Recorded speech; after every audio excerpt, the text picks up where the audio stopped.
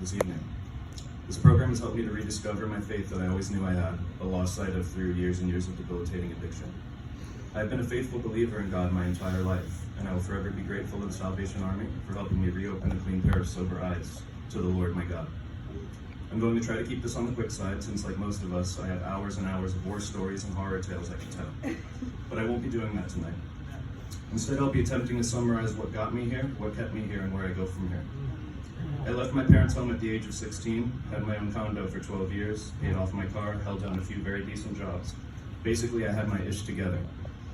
I worked hard to save every cent I made and strived and prided myself on making responsible financial decisions. One day I went to play ice hockey with some friends after work, and I took a very hard fall, tearing my shoulder in the process. After x-rays at UMC, the doctor handed me a Percocet, and that was that. I knew I wanted to feel that way all day, every day for the rest of my life. I was all in. So began a more than decades-long battle with opioid addiction.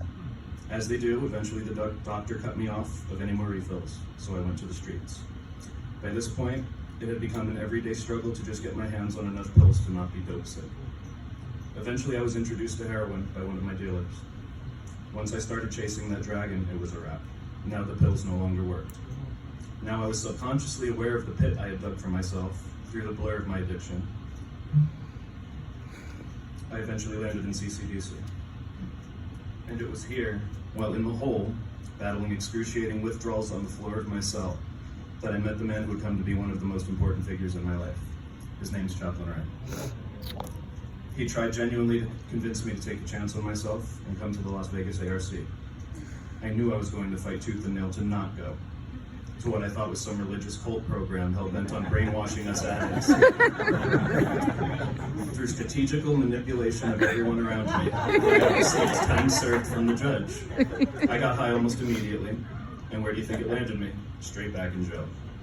Chaplain Ray came to see me a second time, doing his absolute best to continue to put a stop to this vicious cycle and take a chance on myself in my recovery. I managed to smooth talk my way back to reinstatement a second time, after which I again ran right back out to the familiar comfort of aluminum foil and a straw. And where do you think it landed me?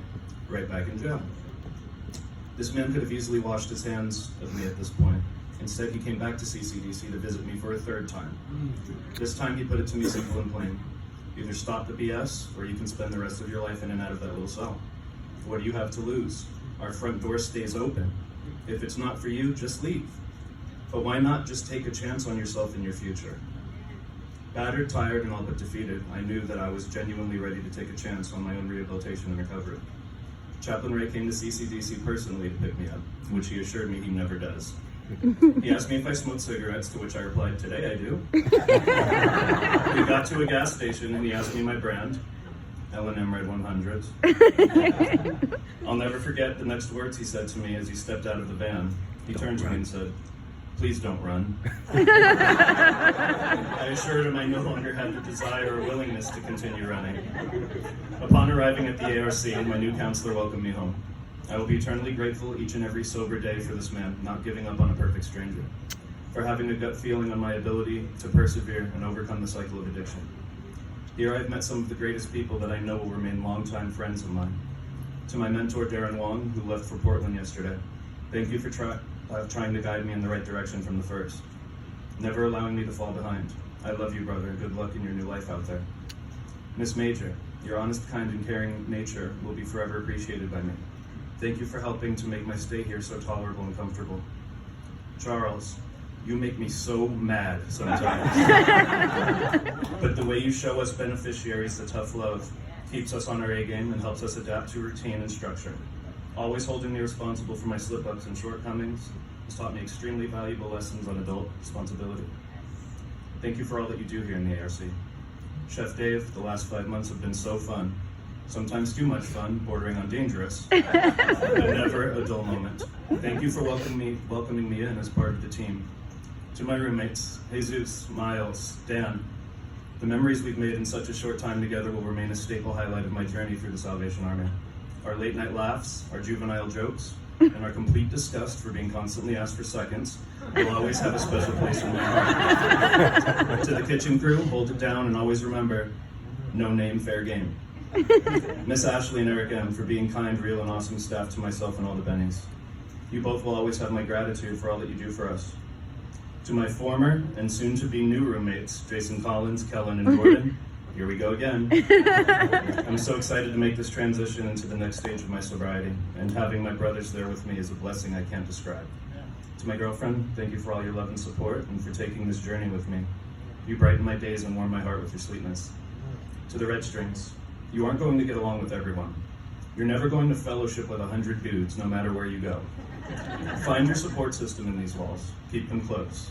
I guarantee you will find those men that encourage, support, and lift you up through the hardest days of your program. I know I did, and you all know who you are. There will be days staff irritates you. There will be people you don't get along with or vibe with. There will be days where you just don't want to anymore. Push through and stay your course you've set out on by walking through these doors. The miracle really does happen before your eyes. Always remember the 3 most important things. Don't steal from the warehouse, you'll get caught. Don't look at the girls, they're not interested. And most importantly, if you want seconds, don't ask for seconds. Last but most importantly, my family. Come on, buddy.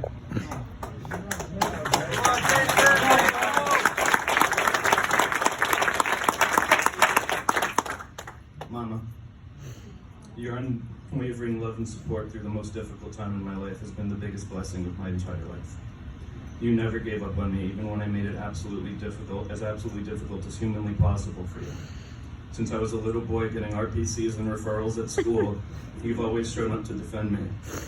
I'm so sorry for all that I've said and put you through. I hope my new life of sobriety leads me to a place where I can finally somehow repay you for your unconditional love and support and make you proud to call me your son.